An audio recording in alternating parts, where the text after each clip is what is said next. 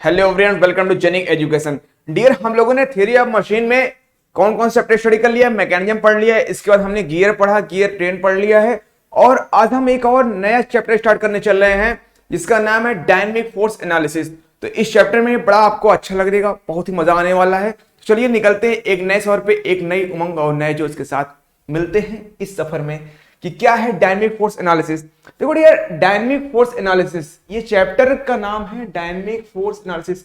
यहां पे हम करेंगे क्या, यहां पे जो हमें करना है, देखो आप जितने भी मशीनरी पार्ट देखते हो ना, मशीनरी पार्ट में पार्ट्स होते हैं कुछ।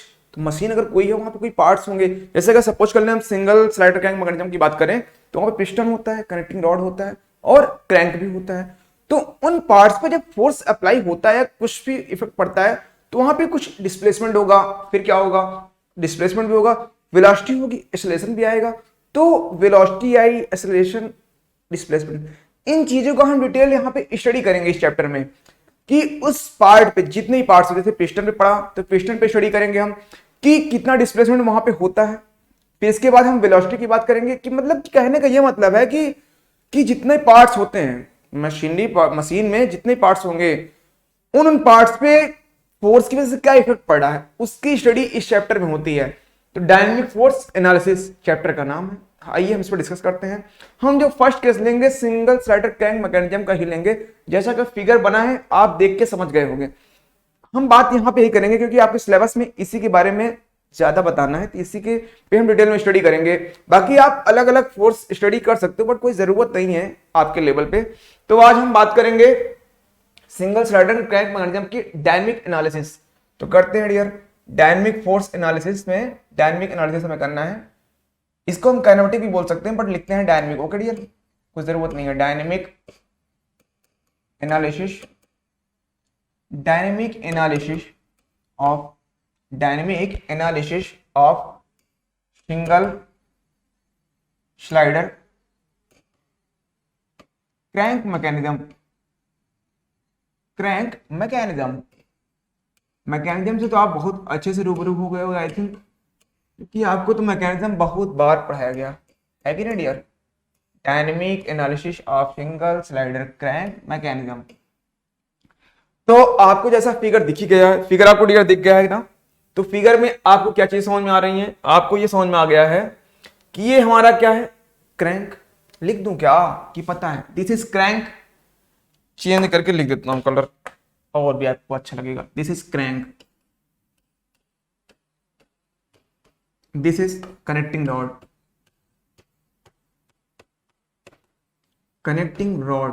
Okay dear. This is piston, क्या dear, piston.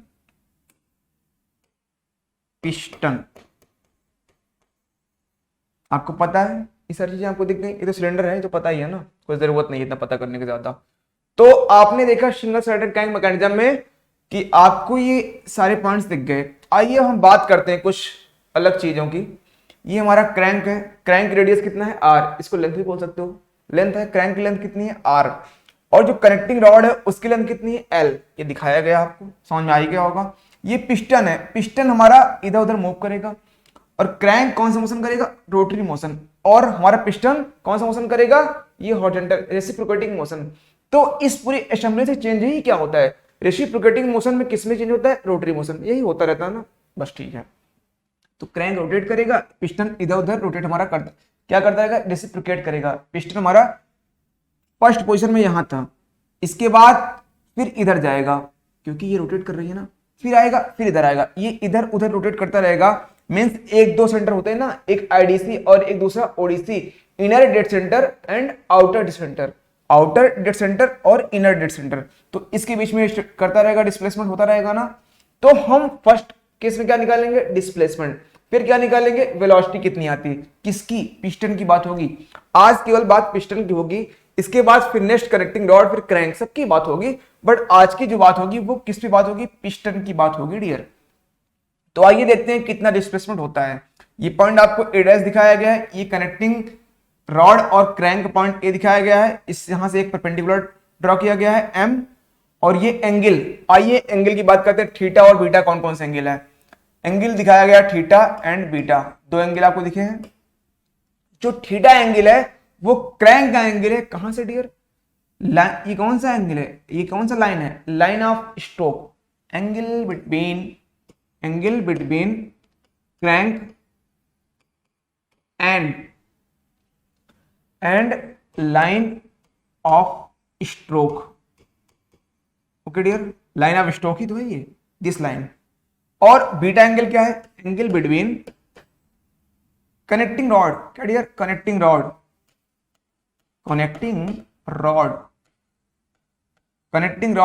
And line of stroke, okay dear, line of stroke.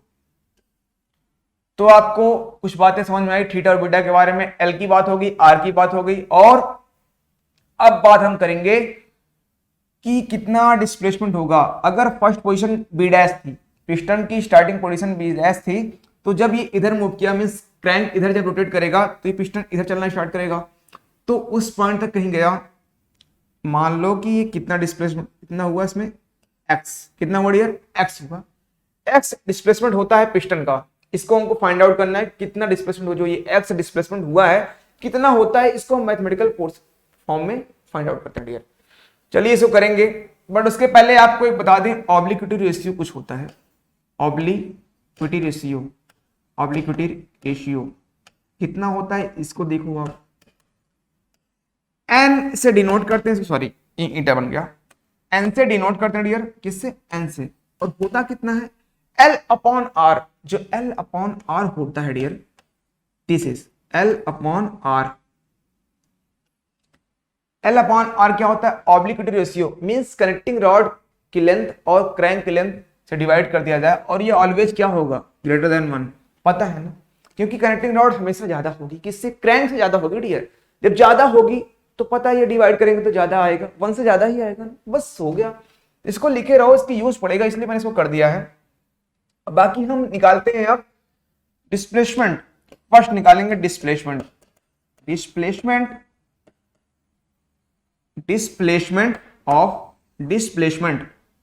किसका डियर, डिस्प्लेसमेंट ऑफ पिस्टन,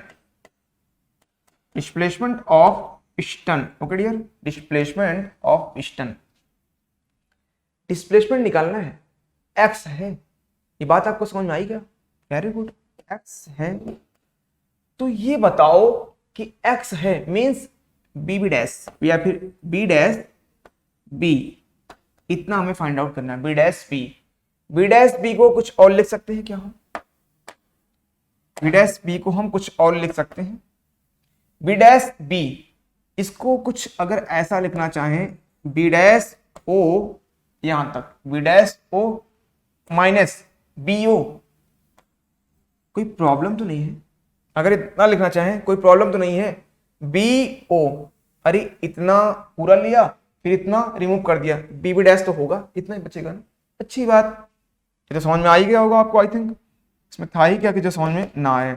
अब बताओ बी डैश ओ कहाँ है, बी डैश ओ यहाँ है।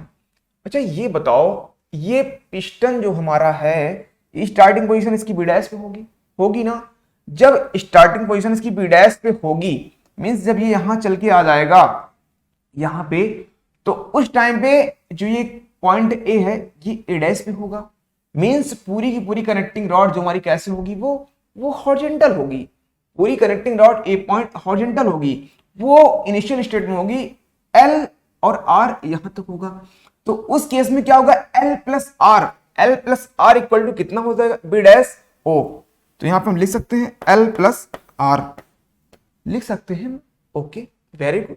अगर नहीं होगा तो बताइएगा कमेंट करके, आप कमेंट वगैरह करते रहा करिए, आपको अगर कहीं भी प्रॉब्लम आती है तो मैं आपके साथ हूं, बस आप बताते रहिएगा कि सर यहाँ पे प्रॉब्लम हो रही है, थोड़ा सा इसको आप डिस्कस कर दीजिए कैसे होगा आगे।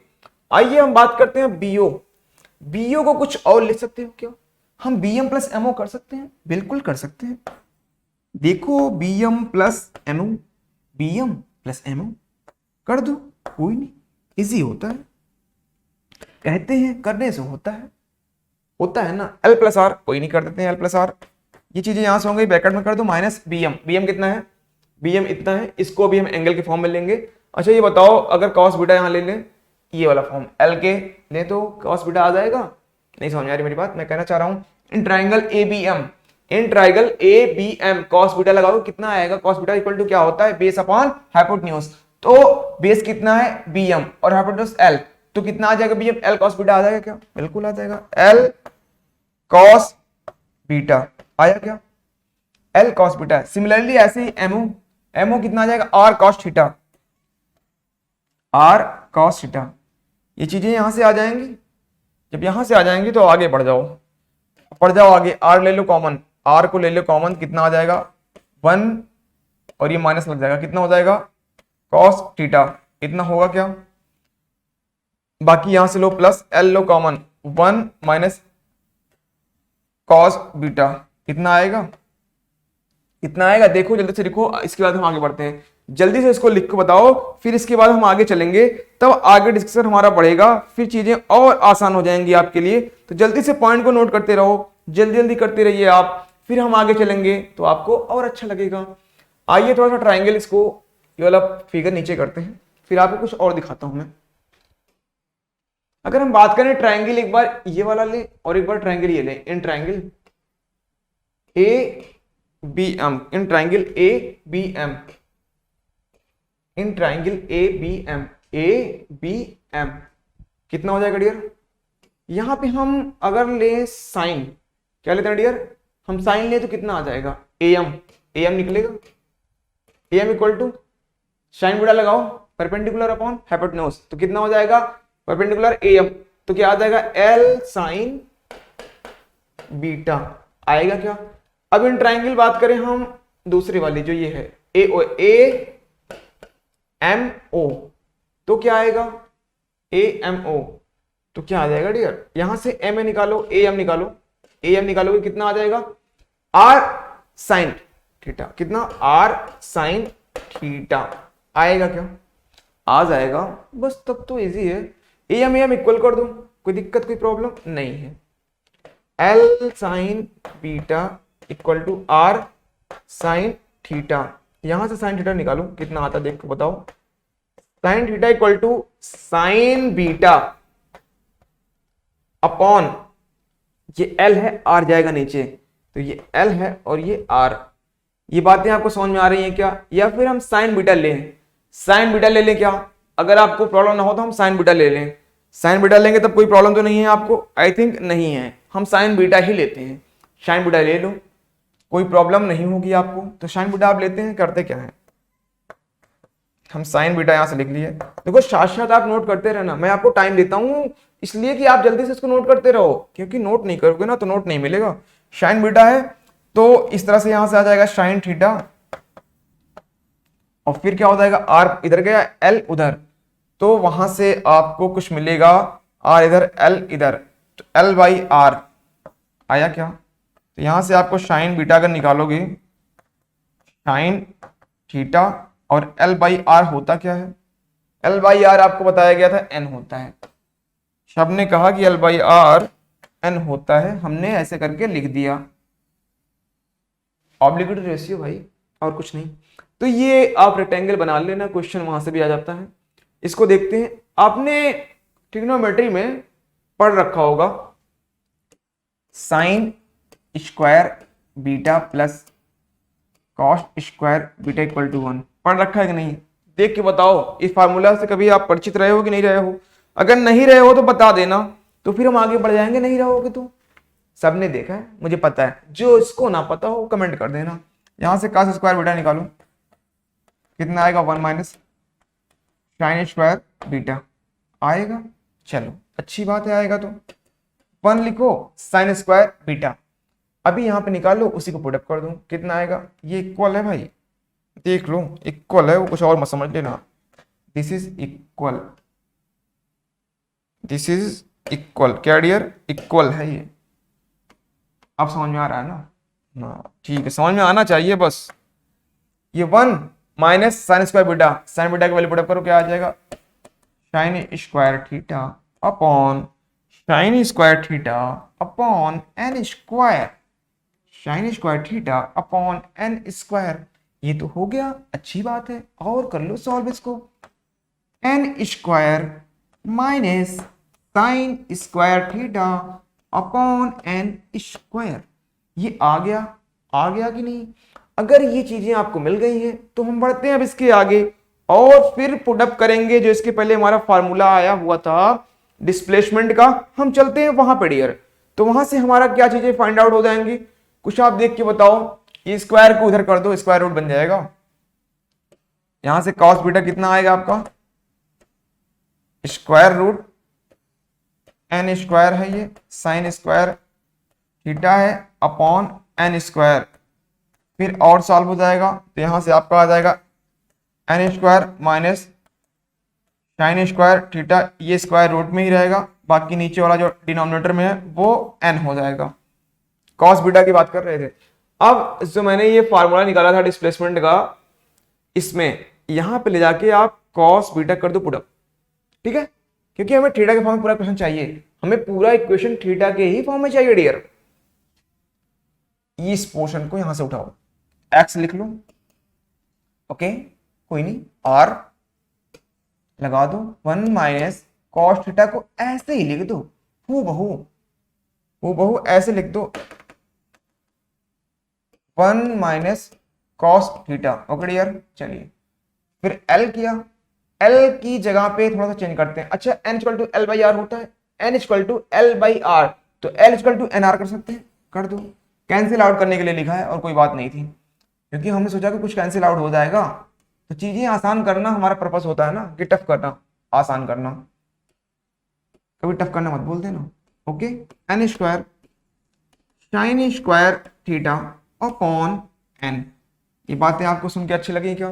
अब देखो कुछ कैंसिल आउट होने वाला है, R 1 minus cos theta, N से एन कैंसिल हो जाएगा, आर बचा रहेगा यहाँ पे, एन यहाँ आ जाएगा minus square root N square minus sine square theta.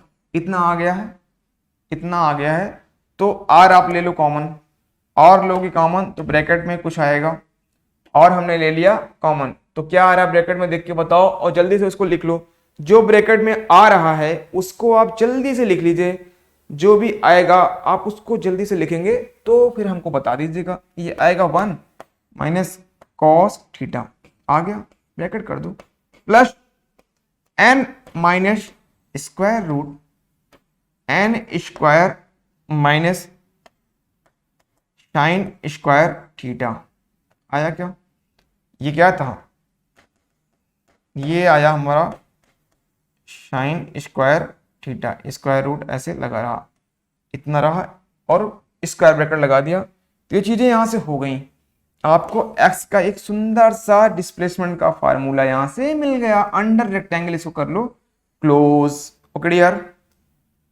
But एक बात आप सुनो और मुझे बताओ कि अगर हम इस वाले पोर्शन में थोड़ा ध्यान से देखें तो कुछ चीजें हो सकती हैं क्या? हो सकता है, इसीलिए बोला मैंने कि जो ये एन स्क्वायर है साइन स्क्वायर थीटा से ज्यादा है कि कम? अच्छा तो साइन थीटा की वैल्यू कितनी मैक्सिमम होती है? 1 होती है ना। तो अगर एच की मैक्सिमम वैल्यू 1 और एन मैंने आपको बताया कि ग्रेटर देन 1 होगा, क्योंकि एल बाई आर है तो वहां से ग्रेटर देन 1 होगा।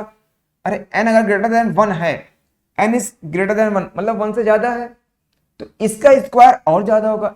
1 से ज्यादा होने का मतलब क्या है? 2 3 4 5 कुछ भी, तो 5 का स्क्वायर 25, बट साइन थीटा की वैल्यू मैक्सिमम तो 1 ही हो सकती है ना, तो 1 ही आएगा। Means N square is very greater than sine square theta. ये बात आपको समझ में आ रही है?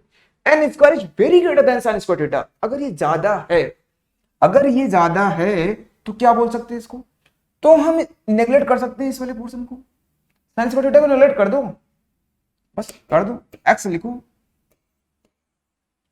1 माइनस कॉस थीटा कर दिया, इक्वल टू लगा दिया, इक्वल टू कहां लगा दिया? ब्रैकेट लगाया, प्लस एन ऐसे किया, माइनस ये वाला पोर्शन गया और यहां पे एन आया और ये ब्रैकेट रहा, एन से एन कैंसिल आउट हो गया, आर ब्रैकेट में 1 माइनस कॉस थीटा, डियर ये आया 1 माइनस कॉस थीटा, इसको कर लो इधर और ये पोर्शन हो जाएगा 0, तो आप इसको ऐसे कर लो, फिर यहां से x ये ब्रैकेट हटा देते हैं, एक्स्ट्रा ब्रैकेट बन के क्या मतलब 1 minus cos theta.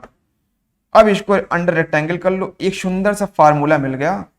Mostly question यही सॉल्व हो जाता है, बट कभी कभी ये भी पूछता है एग्जाम में, कभी ये पूछता है कभी ये पूछता है। आपको दोनों याद रखना डियर, आपको दोनों ही याद रखने हैं, क्योंकि आपके लिए तो दोनों इंपॉर्टेंट है कि नहीं।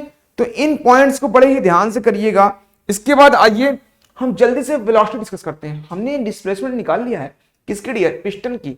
हम निकालेंगे जल्दी से इसकी वेलोसिटी। क्या निकालेंगे डियर, वेलोसिटी। सॉरी 3 क्यों होगा, 2 नंबर है, बी तो नहीं है, ये है हमारा 2 नंबर है डियर। क्या है, 2 नंबर। वेलोसिटी किसकी, पिस्टन की। Velocity of piston, velocity of piston. Okay dear, तो कितना आएगी आपको पता है, velocity v equal to dx by dt होता है। सब बचपन में पढ़ चुके हैं, आपको पढ़ाया गया था न्यूटन्स लॉ, वहां से चीज सीखा था आपने, पता ही होगा आपको, पता है कि नहीं। आपने जब पढ़ा होगा ना 9th क्लास में, खूब भर भर के क्वेश्चन देखे होंगे इस पे। अच्छा ये बताओ, जो थीटा एक्स है डिस्प्लेसमेंट, ये किस पे डिपेंड कर रहा है, किन किन चीजों पे। ये थीटा है, एक्स थीटा पे डिपेंड कर रहा है, आर तो भाई कांस्टेंट है ना, बस एल भी कांस्टेंट है, तो थीटा पे मेनली डिपेंड कर रहा है। जब इस पे डिपेंड कर रहा है तो एक्स को पहले थीटा के फॉर्म में डिफरेंशिएट करेंगे, इसके बाद हम करेंगे थीटा को टी के। तब बात समझ में आई कुछ आपको, ऐसा होगा, कुछ ऐसा होगा डियर। तो आप theta by d, theta by d T क्या होता है, ओमेगा होता है। बचपन में आप पढ़े रहे होगे एंगुलर वेलोसिटी, बचपन में क्या 9th क्लास में पढ़े होगे, dx बाई डी थीटा। कितना आ गया, जब इतना आ गया है इक्वल टू लगाओ और ओमेगा कर दूं, ओमेगा कर दूं, ये dx बाई डी थीटा यहां पे लगाओ d बाई डी थीटा, और x वाला पोर्शन यहां से उठाओ और यहां पे लिख दो और इसको कर दो डिफरेंशिएट, लिख दे। चलिए r 1 minus cos theta, 1 minus cos theta bracket plus n minus under root n square minus sine square theta, sine square theta. इतना हमने कर दिया। क्या अच्छा लग रहा है, वेरी गुड, अच्छा लग रहा है तो कोई दिक्कत की प्रॉब्लम नहीं है, सारी चीजें बड़ी आसान है। यहां से ये ब्रैकेट क्लोज कर दूं। तो डियर अब इसको करना है डिफरेंशिएट, जल्दी से कॉपी में आप भी डिफरेंशिएट करते रहो और इसके बाद हमें बताओ, जल्दी से करो। इसके बाद हम आगे चलते हैं, इसको जल्दी से लिखते हैं क्योंकि साथ साथ आप करोगे तभी अच्छा लगेगा। मैं इसलिए आपको टाइम देता हूं ताकि आप जल्दी जल्दी करते रहा करो। अगर आप नहीं करोगे ना तो प्रॉब्लम आएगी, इसलिए जरूर किया करो, इन चीजों को सॉल्व आप किया करो। तो आइए अब टाइम आपका होता है फिनिश। अब मैं सॉल्व करता हूं इसको, अब मैं सॉल्व करता हूं। डिफरेंशिएट करना है, आपने बहुत डिफरेंशिएट किया है कैलकुलस में, नहीं किया है क्या। आर कांस्टेंट बाहर कर दो, ठीक है।